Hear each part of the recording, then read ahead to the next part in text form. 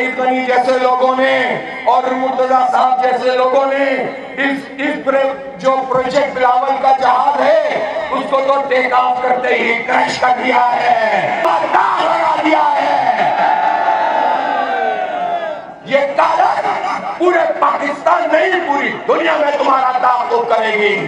اور اب لوگ یہ سوال کرتے ہیں کہ تم ایک میئر کا انتخاب الیکشن کمیشن والوں نہیں کرا سکتے، پورے پاکستان کا انتخاب کیسے کراؤ گے؟ اس لیے کراچی نے ایک مرتبہ پھر پورے پاکستان میں بیداری کی ایک لہر پیدا کر دی ہے۔ اس لہر کی قیادت سراج الحق کریں گے انشاءاللہ، پوری قوم کو بیدار کریں گے، متحد کریں گے، موبلائز کریں گے، ایک انقلابی قوت پہ ڈھالیں گے اور انشاءاللہ تم سے اپنے مینڈیٹ کو حاصل کریں گے۔